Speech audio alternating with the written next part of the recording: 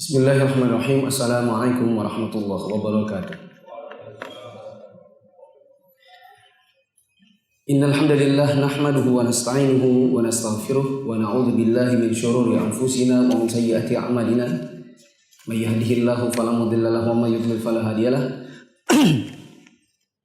Asyhadu an la ilaha illallah wahdahu la syarikalah wa asyhadu anna Muhammadan 'abduhu wa rasuluhu la nabiyya ba'dah.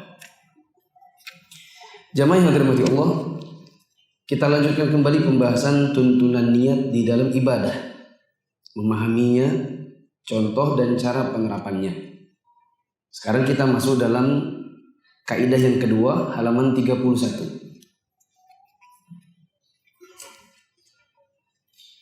Di antara kaidah dalam berniat ada di halaman 31. Kaidah itu bunyinya al-'adatu tanqalibu ibadatin bin niyyati as-salihat. Coba ikuti. Al-'adatu tanqalibu ibadatin bin niyyati as-salihat. Apa artinya? Hal-hal yang sebenarnya adat-adat kebiasaan bisa saja berubah menjadi ibadah bila ada niat baik di dalamnya. Hal-hal yang sebenarnya aslinya itu bukan ibadah, di sisi Allah bisa bernilai ibadah dan berpahala manakala ada niat saleh di baliknya. Sebelum kita lanjutkan pembahasan kaidahnya, untuk bisa memahamkan lebih mudah tentang kaidah ini, mari kita langsung bahas contohnya dulu. Halaman 34. Saya pelajari buku ini, bagusnya setelah kaidah contoh dulu, biar lebih paham dulu, baru kemudian teoritiknya. Halaman 34. Agar lebih meresap, maka berikut ini contoh-contoh penerapan kaidah hal-hal yang sifatnya aslinya ibadah, bukan ibadah, bisa jadi ibadah apabila ada niat yang baik. 1. Makan dan minum. Hukum asal makan dan minum adalah adat kebiasaan sehari-hari saja. Sifatnya mubah, boleh, tidak ada pahalanya. Bagaimana agar menjadi ibadah? Jawabannya adalah dengan menerapkan kaidah ini. Apa tadi bunyinya? Adat kebiasaan bisa berubah menjadi ibadah dengan syarat ada niat yang baik. Maka niatkanlah makan dan minum itu yang baik-baik. Misalnya mendapatkan kekuatan dalam rangka ketaatan kepada Allah. Ini diantara niat yang baik. Ya Allah, saya minum ini, tidak harus ngomong, cukup dalam hati saja bahwa saya mau minum ini supaya saya bisa mendapatkan kekuatan untuk ibadah. Misalnya mau sholat subuh, antum minum dulu, atau sekarang saya ngisi kajian, saya niatkan minum ini.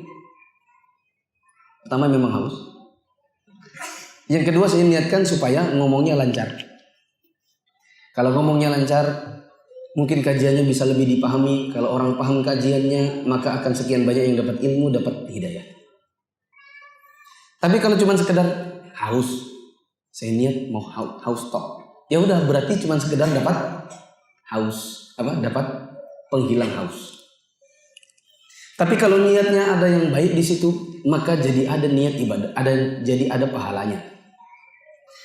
Kemudian praktekkanlah adab-adab makan dan minum yang sesuai syariat. Maka gerakan tangan kanan ketika mengambil makanan, mengunyah makanan, dan yang lain-lain di dalam soal makan dan minum itu termasuk ibadah di sisi Allah. Termasuk di antara adab makan minum kan pakai tangan kanan. Nah, antum waktu minum itu dengan tangan kanan niatnya apa? Kalau cuma sekedar ya ini kebiasaan, kayaknya janggal kalau saya pegang tangan kiri begini, kayaknya nggak biasa. Saya pegangnya kanan. Sehingga antum ngambil itu hanya dengan sekedar niat karena kebiasaan, ya sudah, dia jadi sekedar minum tok. Tidak ada pahalanya. Tapi kalau kanan dikarenakan inilah yang benar, inilah yang sunnah, ini yang harus, manakala kiri menyerupai syaitan, maka antum dapatkan niat, dapat pahala karena memegangnya dengan tangan kanan. Asalkan waktu megangnya memang di dalam hati ini karena memang inilah menjalankan sunnah Nabi di dalam masalah makan minum. Tersisa nanti masalah, Ustaz bolehkah saya niatkan mulai hari ini sampai seumur hidup saya, pokoknya setiap kali pegang tangan kanan niatnya adalah untuk ikuti sunnah, jadi sekali niat untuk seumur hidup. Ini pembahasannya beda lagi. Sekarang jemaah, nggak usah dibaca, saya lanjutkan nggak baca. Perhatikan, antum makan minum sehari berapa kali? Minimal 3 lah ya. Sarapan kan? Masa antum nggak sarapan? Makan siang, makan malam, minimal 3. Niat waktu makannya, niat apa? Supaya kenyang, karena lagi lapar. Dah antum cuma dapat makan minum, Pak. Gak ada ini lagi bahannya. Tapi kalau niatnya supaya saya sehat, kalau saya sehat saya bisa sholat, saya bisa ke masjid. Kalau saya sakit saya di rumah. Maka antum dapat pahala. Sekarang antum kalkulasi. Antum makan 3 kali sehari. 1 tahun isinya 360 hari. Umur antum sekarang berapa? Anggaplah 30 tahun. Antum kalikan. 3 kali sehari kali 360 tahun. 360 hari kali 30 tahun. Tapi kan antum dari umur 0 sampai umur 10 kan belum tahu niat gitu ya. Belum baligh. Nah, antum mulai dari hitung dari umur 11 sampai 30 berarti ada 11 tahun. Ada 20 tahun. Kalau antum kali itu ada sekitar 21.000 pahala yang antum luput gara-gara niatnya cuma makan. Paham ya? Maka mulai hari ini supaya minumnya makannya berpahala, maka niatkan yang baik. Nomor 2, jalan-jalan ke tempat yang indah. Asal hukumnya adalah cuma sekedar ada kebiasaan mubah. Selama tidak membawa kepada yang diharamkan, maka hukum asalnya boleh. Safar dari Balikpapan ke Samarinda, mau kemana? Mau cari apa di sana? Emang Samarinda ada apa? Jengkol. Karena kesukaan nenek, misalnya. Nenek pesan. Atau nenek ngidam jengkol. Antum jalan ke sana, katanya kalau cuma sekedar soalnya disuruh nenek, berarti antum cuma dapat sekedar dapat jengkol. Tapi nggak ada pahalanya. Tapi kalau niatnya untuk menyenangkan nenek, maka jadi antum dapat pahala. Kita lanjut. Bagaimana agar bisa menjadi jalan-jalan itu jadi ibadah? Jawabannya dengan mempraktekkan kaidah ini, seperti niat untuk mengistirahatkan jiwa dan mengurangi kejenuhan. Agama ini tidak membosankan, tidak memberatkan, tidak menyulitkan, tidak membelenggu. Akan tetapi dia adalah agama yang pertenahan dan adil. Jangan paksakan diri Anda dalam keseriusan selamanya. Tidak ada orang yang bisa hidup hanya dengan serius tok. Dia harus butuh canda-canda, dia harus butuh tawa-tawa. Ya. Namun jangan pula membuka lebar-lebar pintu permainan. Artinya canda-canda, tawa-tawa boleh sesekali, tapi asalkan jangan itu menjadi kehidupan antum. Seperti misalnya berprofesi sebagai pelawak yang memang tujuannya hari-hari tertawa dan canda. Aturlah saat-saat untuk serius dan saat-saat untuk istirahat. Pada saat kita istirahat, niatkanlah untuk mempersiapkan ketaatan dan ketakwaan kepada Allah. Salah satu kaidah syar'iyyah berbunyi, asy-syari'atu mabnaha 'alal 'adli wal wasatiyati fala ifrata wala tafrita. Syariat ini dibangun di atas keadilan dan pertenahan, maka jangan berlebih-lebihan, tapi jangan pula menyepelekan.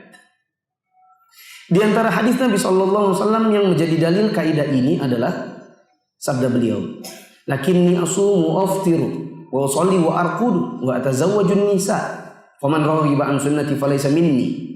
Akan tetapi aku juga puasa, aku berbuka, aku sholat malam, tapi juga tidur, dan aku menikahi wanita. Barang siapa membenci sunnahku, maka dia bukan golonganku. Juga sabda Rasulullah sallallahu alaihi wasallam, "Walakin ya Hanzalah sa'atan." Wahai Hanzalah, bersungguh-sungguh dan ada saatnya istirahat. Pada saat yang kedua itulah niatkan untuk membantu saat yang pertama. Itulah tabiat jiwa yang diciptakan. Perhatikan jemaah.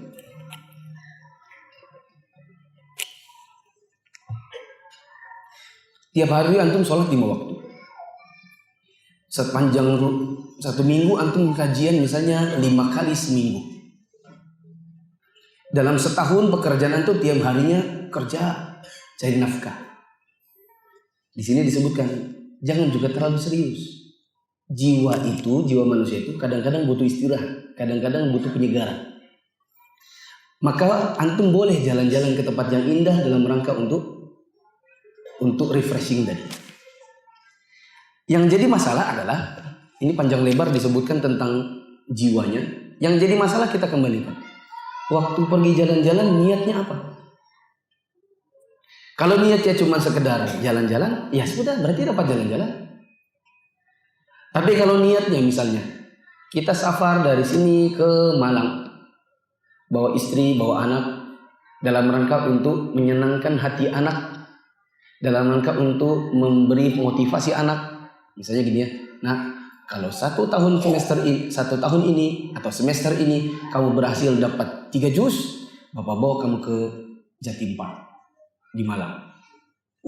Seneng anaknya. Betul ya Bia? Apa itu Jatim Park? Itu loh yang ada gininya, ada tamannya, ada binatangnya, ada macam-macam. Serius ya? Iya. 1 semester betul-betul dia dapat 3 juz sebagaimana yang antum suruh. Antum ajak ke sana. 1, antum niatkan untuk nempati janji, dapat pahala. 2, nyenangkan anak, dapat pahala. 3, motivasi anak untuk tahun berikutnya. Karena kalau tahun ini antum ingkar janji, aku dapat 3 juz, katanya ke Jatim Park. Kok ternyata nggak jadi? Udah nak Samarinda aja. Hemat duit misalnya gitu. Antum ingkar, besok dia nggak mau lagi. Tapi kalau sekarang ditepati, dia mau lagi nanti, dia dapat 3 juz lagi. Semester depan dapat 3 juz lagi. Akhirnya dalam 10 kali, 10 semester alias 5 tahun misalnya, dia sudah jadi hafiz Quran. Antum niatkan itu, insya Allah antum dapat pahala. Istri, pagi siapin sarapan, siang siapin makan siang, malam siapin makan malam, sore antum minta teh, tengah malam antum minta mie, tengah malamnya lagi minta badannya. Capek dia.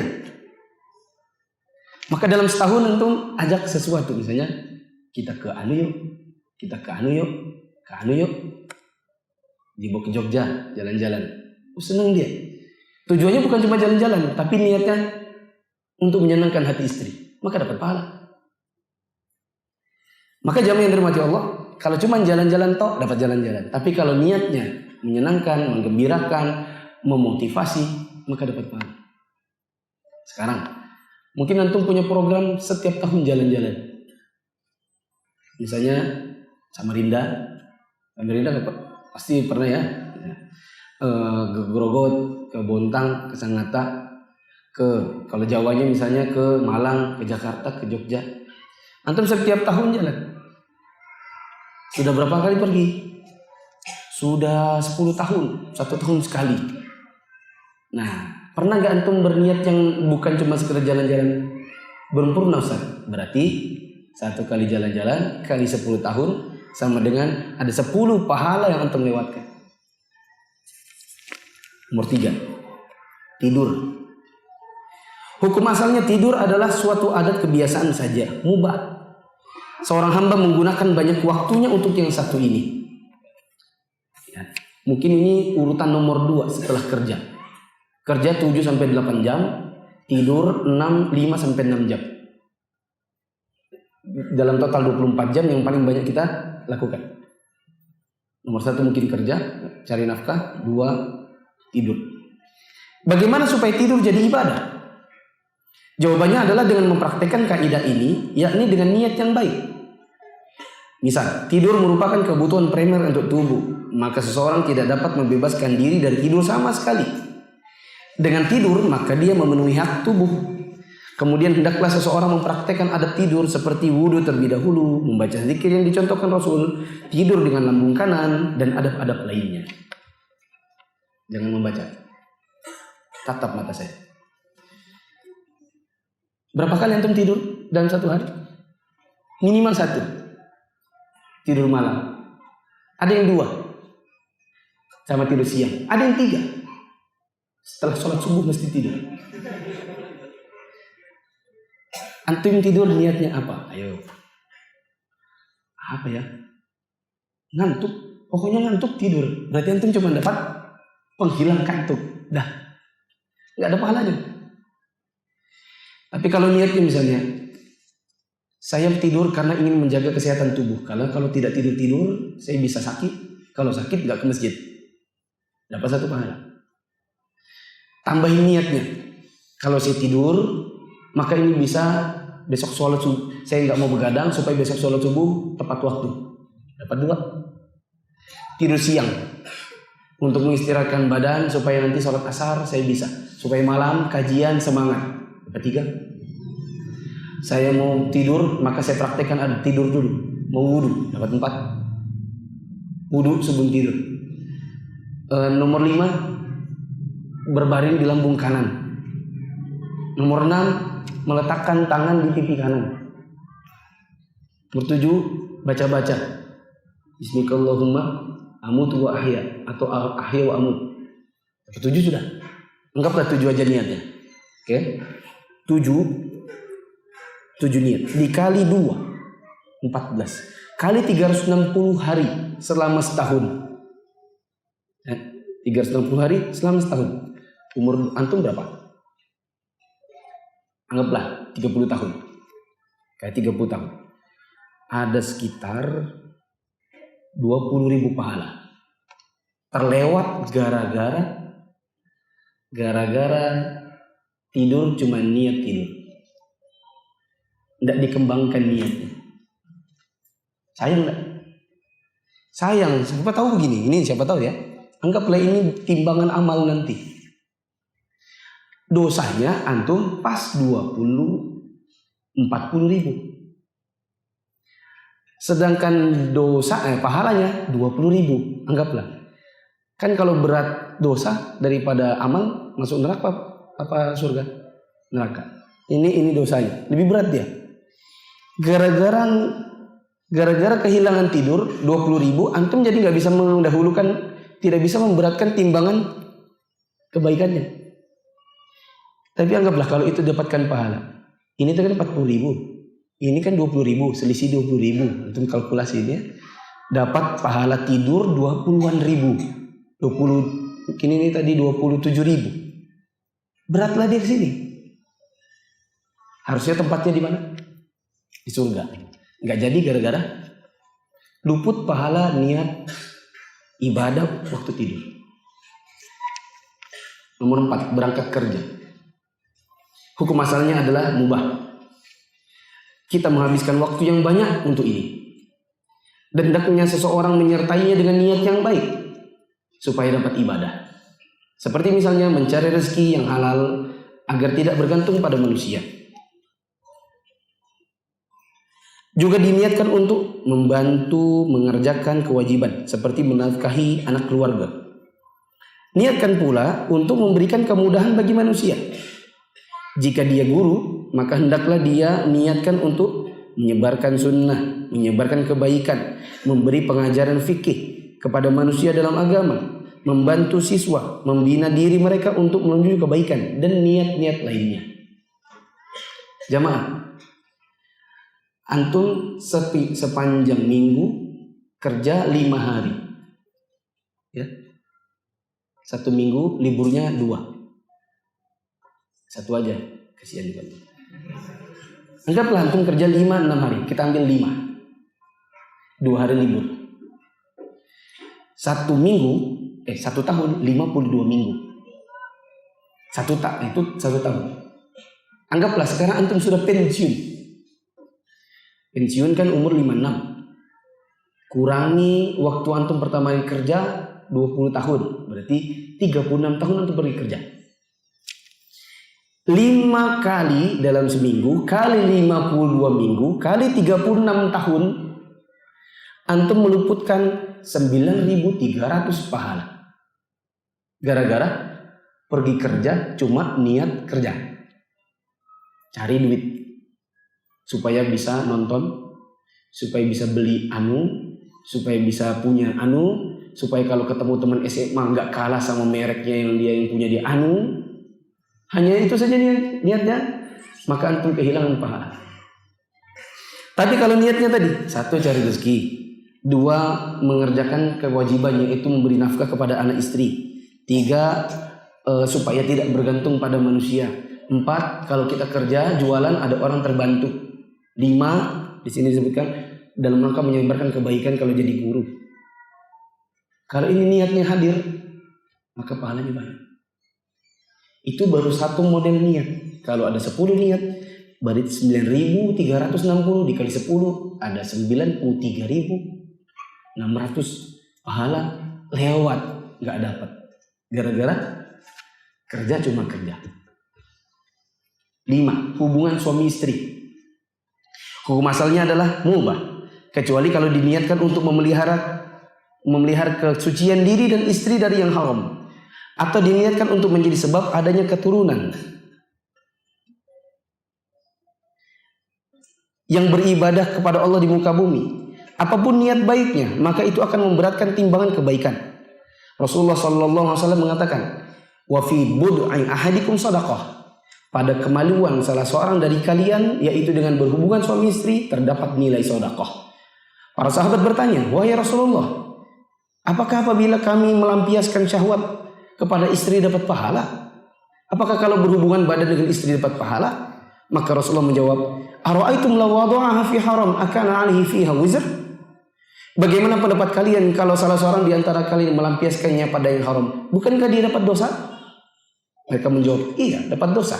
Fakadzalika idza wada'a fil halal kana lahu ajr. Maka begitulah kalau dia melampiaskannya pada yang halal, maka dia dapat pahala. Perhatikan. Berapa kali antum berhubungan suami istri dalam seminggu? 10 kali. Kuat betul itu. Anggaplah 5 kali dalam seminggu. 1 tahun 52 minggu. Pernikahan antum anggaplah 10 tahun. Sudah punya anak 3. 5 kali 52 kali 10 sekitar 2.600 pahala. Gak ada pahalanya, luput gara-gara berhubungan suami istri cuman sekedar pengen berhubungan. Gak punya niat untuk menjaga diri dari yang haram. Tidak punya niat supaya dapat keturunan, yang keturunan ini nanti kalau saya meninggal dia jadi aset saya, tambahan pahala.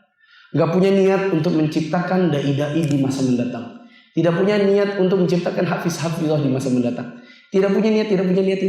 Anggaplah 10 saja.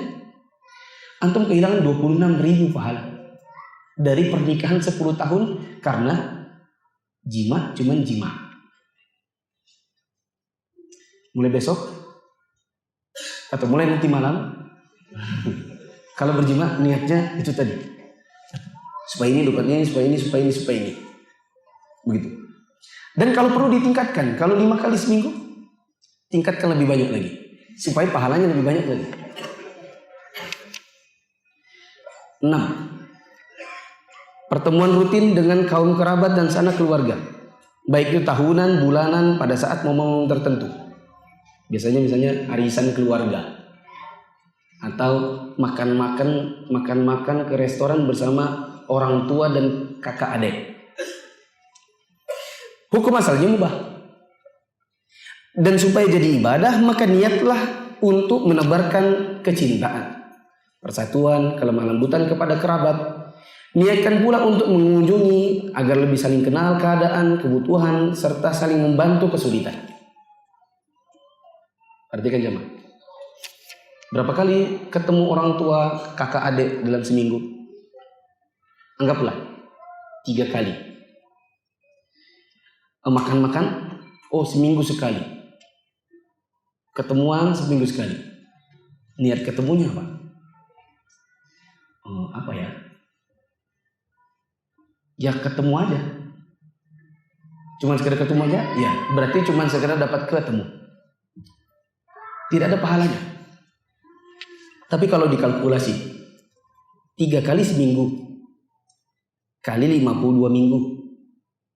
Kali misalnya antum telah berkeluarga 10 tahun. Ada 1560 pahala. Baru dengan satu niat, yaitu sekedar silaturahim. Belum lagi kalau niatnya, kalau ada makan-makannya, berniat untuk memberi makan kepada keluarga. Kan Rasulullah SAW mengatakan, sesungguhnya engkau, fa'inaka lan tunfiqa nafaqatan fiha tabtaghi biha wajh Allah illa ujirta hatta allati wada'taha fi fammi imra'atika. Sesungguhnya apabila engkau bersedekah dengan niat untuk mencari wajah Allah, maka engkau pasti akan diberi pahala sampai-sampai sesuap yang kau letakkan pada mulut istrimu. Itu kalau istri. Bagaimana kalau niatnya untuk ngasih makan mama, bapak, kakak, adik, keponakan, dapat apa? Itu baru satu orang. Kalau 2 orang, 3 orang, 4 orang, 5 orang, antum kali-kali mungkin ada sekitar 30.000 pahala terlewatkan gara-gara ketemu, makan-makan, cuman sekedar makan-makan. Tapi kalau niatnya makan-makan dan sekalian untuk cari pahala, insya Allah dapat. Nomor 7, membeli sesuatu yang mubah. Seperti kendaraan, pakaian, rumah, handphone, makanan, minuman, peralatan rumah tangga atau yang lainnya. Walaupun pada dasarnya mubah, namun dapat menjadi ibadah manakala ada niat yang baik. Setiap hari belanja? Ya. Belanja apa? Banyak ya. Misalnya pertama belanja motor. Niat antum apa? Ya pengen punya. Berarti antum cuma dapat motor. Tapi kalau begini, saya niatkan karena saya rumahnya agak jauh dari masjid, jadi saya mau beli motor ini niatnya supaya selalu ke masjid. Maka antum dapat pahala. Beli handphone, buat apa? Ya supaya bisa chatting. Banyak orang sudah punya WA, saya belum punya. Cuman itu berarti cuma dapat handphone dan WA.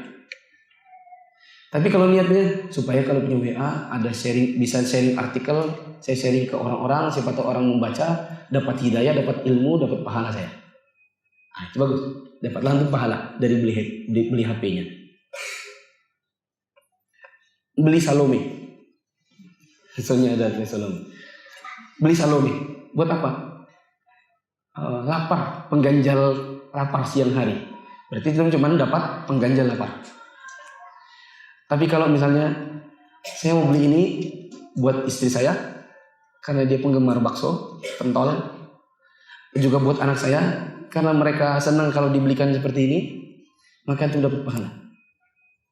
Jangan lupa niatkan untuk melariskan dagangan lek-leknya. Karena dengan antum beli, laris dagangannya, senang dia bawa pulang duitnya dia kasih ke anak-anak, istri dan anaknya, dia bisa menafkahi mereka. Antum telah membantu dagangannya orang. Antum kalau dagang terus ada yang beli, senang nggak? Masa udah senang? Jangan beli dagangan saya. Masa begitu? Kalau kita dagang terus laku, senang. Maka niatkan juga menyenangkan hati penjualnya. Itu pernah terpikir? Wah enggak, saya kalau beli ya beli aja. Nah, di situ bedanya antara yang berpahala dan tidak berpahala. Apalagi kalau antum belinya sesama muslim. Antum supaya saudara muslim ini dia tidak misalnya dapat nafkah, tidak meminta-minta, tidak jadi pengemis atau tidak jadi bawahannya orang-orang kafir misalnya. Karena kalau jadi bawahannya kafir misalnya dia tidak bisa sholat 5 waktu, dipekerjakan jadi budak misalnya. Antum niatkan kembangkan itu semua, insya Allah dapat pahala. 8. Memakai jam tangan. Memakai jam tangan hukumnya mubah. Apabila diniatkan untuk mengetahui waktu ibadah agar lebih terjaga, maka insya Allah jadi ibadah. Pakai jam tangan buat apa? Buat gaya. Sampai palsu pun nggak apa-apa, yang penting gaya. Apa hukumnya pakai barang bajakan? Apa hukumnya pakai barang bajakan? Haram. Karena itu terdapat pelanggaran hak manusia. Karena orang menciptakan brandnya, makanya jadi ada harganya. Antum memakai yang palsu, maka antum melanggar haknya dia. Kalau antum mau, silahkan beli yang palsu, tapi coret, buang mereknya, dan jadi nggak berharga juga akhirnya. Antum kan mau beli yang palsu, mau cari apanya? Mereknya toh. Sampai-sampai demi bergaya, palsu pun tak apa. Jawabannya palsu haram. Jualan barang KW haram. Karena itu antum ada unsur melanggar haknya orang yang memiliki mereknya. Kecuali antum bilang ini palsu, dan kalau anda tidak cukup hanya bilang sekedar ini palsu, karena antum tetap menjualnya. Maksud saya ini palsu lalu antum buang mereknya, atau ganti mereknya dengan merek yang lain meskipun agak-agak mirip. Misalnya Sony jadi Sunni, Nasional pakai T, antum ganti pakai S. Nike antum ganti jadi Nike. Centangnya ke sono, antum bintang centangnya ke sono. Antum ganti. Jadilah dia bukan merek asli, supaya halal. Balik lagi. Antum pakai jam tangan buat apa? Ya biar keren, Ustaz. Kalau cuma buat keren ya dapat, cuma sekedar keren, nggak ada pahalanya. Tapi kalau bilang supaya Ustaz saya tahu, oh ini jam 7:30 itu waktu Isya. Oh jam 6:20 itu waktu maghrib. Jadi kalau saya, oh jam sekian ke masjid. Oh jam sekian ke masjid. Kalau itu niatnya dapat pahala dari pakai jam tangan. Antum lepas pasang jam tangan berapa kali sehari? Pakai pagi-pagi ya kan? Waktu mau pergi kerja dapat 1 pahala. Bila antum niatkannya demikian. Waktu zuhur antum kan pergi ke tempat wudu, antum lepas jam tangannya, antum pakai lagi setelah zuhur dapat 2, asar lagi dapat 3, maghrib lagi dapat 4, malamnya mau tidur antum lepas, besok subuh gitu lagi. 4 pahala dalam sehari, meniatkan untuk supaya waktu sholat terjaga, dikali 360 hari ada sekitar 1460. Sekitar 1460 pahala terlewatkan, tidak tercatat gara-gara pakai jam cuman sekedar gaya. Sekarang kalau kita total, ini baru sekitar sekitar 8 contoh. Apa aja contohnya tadi? Makan minum 20.000 pahala. Jalan-jalan 10 pahala. Tapi jalan-jalan kalau dikali duitnya banyak, duit tiket pergi pulang, antum ya Allah ini tiket pergi, antum niatkan 1 kan 10. Ya Allah ini tiket pulang, ya Allah ini naik taksinya, ini naik gojeknya, grabnya, makan minumnya, hotelnya berapa hari, antum kali anggaplah 1.000, berarti sudah 21.000, ditambah dengan tidur 20.000, 41.000, tambah berangkat kerja 93.000, anggaplah 100.000, berarti 141.000, tambah hubungan suami istri 3.000, berarti 1.444 144.000 pahala. Tambah ke keluarga 1.500, 155.000 pahala. Tambah membeli makan yang mubah, tambah makan jam tangan, ratusan ribu pahala lewat. Ratusan ribu pahala, nggak main-main. Lewat gara-gara kita cuma mengerjakan itu, nggak ada niat ibadahnya. Ini baru dari sekitar 8. Ada banyak lagi. Antum punya anak kecil, tiap hari digendong, niat gendongnya apa? Ustaz, yang gendong daripada dia nangis, ya berarti antum cuma dapat gendong. Tapi kalau niatnya supaya menyayangi, dapat pahala lagi. Antum seorang istri, nyiapin tehnya suami, niatnya apa? Ustaz, daripada kita dipecat jadi istri, cuman itu selesai, antum dapat cuman itu doang. Tapi kalau niatnya untuk berbakti pada suami, dapat lagi pahala. Antum punya anak bayi, nyendokin makanan ke mulutnya, niatnya apa? Ya ini kan kewajiban kita jadi istri. Iya, apa niatnya? Ya cuman sekedar ngasih makan, nggak dapat pahala. Tapi kalau niatnya dalam rangka mencari pahala dengan memberi makan anak, supaya nanti dia besar, supaya dia sehat. Kalau dia sehat besar nanti jadi hafiz. Banyak kali pahala. Pakai sandal, tiap hari pakai sandal, pakai sepatu. Niatnya apa? Kalau niatkan untuk menjaga kaki dari najis supaya kalau sholat lebih bersih, dapat pahala. Waktu pakai sendal, kaki kanan atau kaki kiri duluan? Kaki kanan. Niatnya apa? Ya karena kebiasaan saya, berarti cuma dapat kebiasaan. Tapi kalau niatnya adalah ngikuti sunnah, dapat lagi pahala. Gitu. Maka jamaah yang dirahmati Allah, balik ke kaidahnya, al-adatu tanqalibu ibadatin bin niyati shalihat. Yang namanya perkara-perkara mubah itu bisa berubah menjadi ibadah manakala ada hadir niat yang baik. Oleh karena jamaah yang dirahmati Allah, mulai hari ini, mulai setelah kajian ini, antum keluar dan lakukan aktivitas sehari-hari. Setiap ada yang hukum asalnya mubah, antum niatkan jadi ibadah, insya Allah dapat pahala. Jangan terluputkan itu semua. Ntar keluarkan dari masjid pakai sendal, atau ada yang nyiker, antum pakai sendal, kaki kanan duluan, niatkan, ini sunnah. Pergi untuk manggil istri, yang pulang, yang antum ngomong yang apa tujuannya?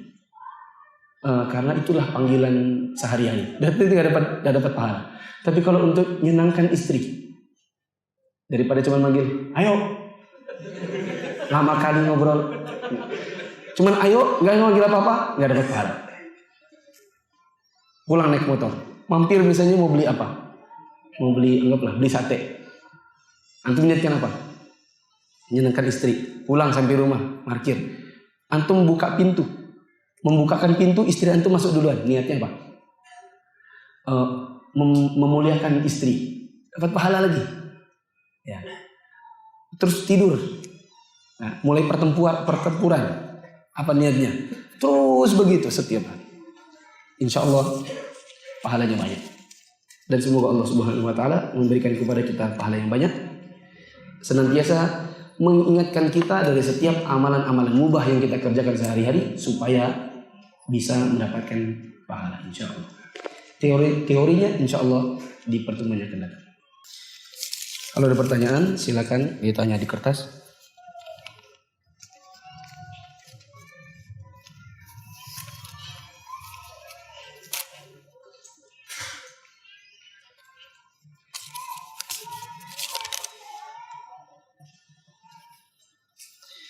Bagaimana? Assalamualaikum Ustaz. Waalaikumsalam. Bagaimana menyikapi teman yang setiap kajian selalu main handphone dan kalau diberitahu mukanya langsung tidak enak? Betulan main kah atau nyatat kajian? Ini kalau lihat Zuhir pertanyaannya mainan ya. Mungkin ada COC di HP-nya atau sambil Facebookan. Mentang-mentang itu live Facebook, dia ikutan live Facebooknya, di komen-komen di situ, nggak memperhatikan, dia lebih perhatikan Facebooknya. Bagaimana menyikapi teman yang setiap kajian selalu main handphone? Kalau diberitahu mukanya langsung tidak enak. Dan bagaimana dengan ikhwan yang menghibur diri dengan main game dengan niat menghibur diri? Mubahkah Ustaz? Atau ada hiburan yang lain yang bisa Ustaz rekomendasikan? Bagaimana menyikapi teman yang selalu main handphone di kajian? Jawabannya dia dinasihati. Kalau dikasih tahu mukanya nggak enak, maka jangan antum lanjutkan, karena khawatirnya malah justru jadi kelahi. Khawatirnya kelahi sedikit lama-lama nanti jadi jurang. Akhirnya satu darinya kalau bertemu nggak suka, akhirnya udah pisahan atau bahkan salah satu darinya tidak kajian lagi karena merasa risih ditegur. Kalau memang ada yang diberitahu tapi tidak mau, maka saran saya jangan antum lanjutkan.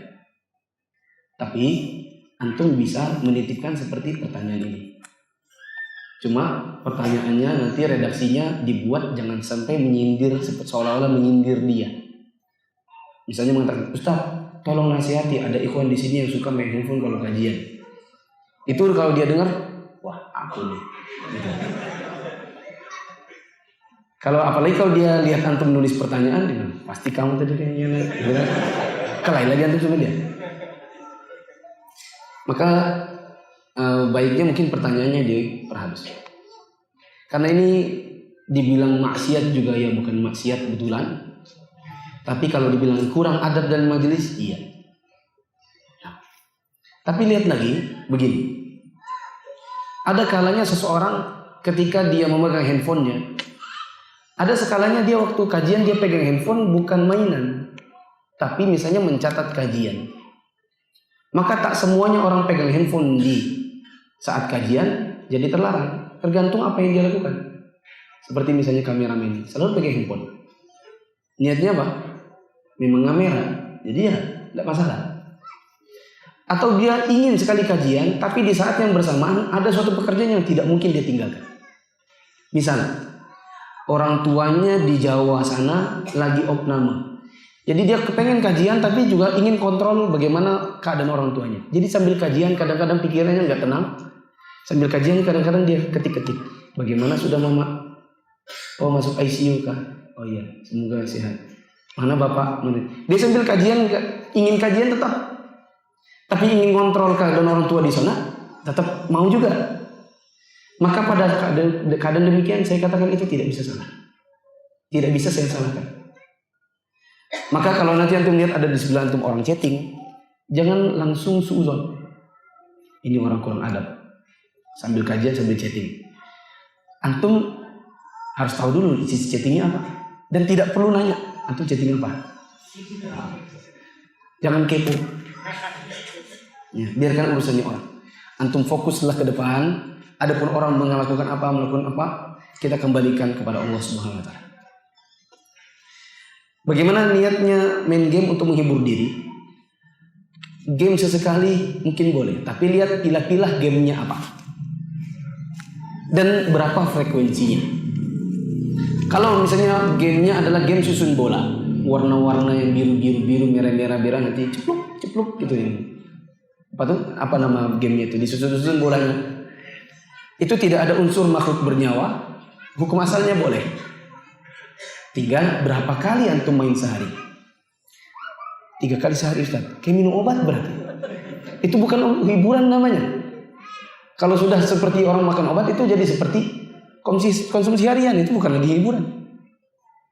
Tapi kalau misalnya 1 bulan sekali pas kebetulan antum lagi lagi jenuh, antum lagi ngantri di kantor pos agak lama, orang lagi ngirim barang, antum nunggu, terus lagi sedang jenuh main itu sekali-sekali, nggak masalah. Tapi kalau gambar makhluk bernyawa makin masalah. Misalnya game COC atau game apalah yang ada orangnya makhluk bernyawa, maka kalau untuk dimainkan orang dewasa saya khawatir itu haram. Karena menggambar makhluk bernyawa, Rasulullah SAW katakan, Inna asyaddan nasi azaban yawmal qiyamati alladzina yudha'una bi khalqillah. Orang yang paling keras azabnya di hari kiamat adalah orang yang membuat ciptaan-ciptaan menyerupakan ciptaan-ciptaan Allah. Seperti diantaranya COC itu. Belum lagi kalau misalnya mainnya main perang-perangan atau ada unsur pornografinya. Misalnya aktornya ada misalnya salah satu tokohnya di situ perempuan. Lalu perempuannya misalnya pakai BH tok. Saya pernah lihat ini di sebuah masjid waktu kita lagi sholat gerhana. Saya sholat gerhana, di sebelah saya ada seorang anak kecil, dia pegang game. Saya lihatin game yang dia pegang, itu ada perempuan pakai BH, pakai celana dalam saja. Saya nanya, mana bapakmu? Itu di depan. Yang mana bapaknya? Itu yang itu. Banyak itu yang mana? Saya mau tahu, saya datangin bapaknya. Karena anaknya dia kasih HP yang isinya gambar-gambar wanita wanita telanjang. Kalau yang seperti itu maka jelas haram. Meskipun cuma mainnya setahun sekali. Allah. Adakah hiburan yang Ustaz bisa rekomendasikan? Cina boy, selodor, panah, berenang. Adapun saya hiburannya tiap minggu main tenis lapangan. Berapa menit? 3 menit. Ustadz, gimana kalau niat pergi kajian ada 2? Pertama untuk dapat ilmu, 2 ingin cari jodoh. Pintar nih. Siapa yang tanya ini? Wah tuh. Niat pertama bagus, dapat ilmu. Itu salah satu niat utamanya. Niat 2-nya cari jodoh, bolehkah? Tergantung antum niat niat mencari jodoh ini betul-betul nikah atau bagaimana? Iya Ustaz, saya betul-betul sudah kebelet nikah. Bagus. Berarti jangan cuma kajian, tapi datangi ustadznya. Antum harus perkenalkan diri sama ustadznya. Ustaz, saya dari ini. Oh ya, Ustaz, saya mau ikut kajian ini, cari ilmu sekaligus cari jodoh. Nanti saya bisa lihat wajah antum sekali, terus menerus atau bagaimana? Karena ada sebagian yang datang memang betul-betul murni cari jodoh. Dan saya bisa tahu itu, taunya dari mana? Setelah saya amati, lama-lama dia hilang. Gitu. Karena mencoba untuk mencari, mendatangi, mendekati, tapi saya kan tidak terlalu kenal. Kalau tidak kenal, maka saya bikin ini sedikit penghalang. Saya ingin melihat keseruan belajarnya. Karena saya akan merekomendasikan ikhwan kepada akhwat yang saya yakin orangnya betul-betul bisa menjadi suami. Gitu. Ada niat belajar, serius, dewasa, dalam bergaul kelihatan, akhlaknya baik. Itu yang saya akan carikan. Saya akan tanyakan istri, adakah yang cocok sama si fulan? Di belakang sana ada istri saya yang juga sama, mencari-cari akhwat yang perawan, yang belum nikah untuk kita pasangkan. Tapi kami tidak bisa menyambungkan kecuali memang orangnya serius. Maka niat nomor 2 baik. Tinggal prakteknya bagaimana. Kalau antum mau kepada saya, antum harus selalu lihat antum.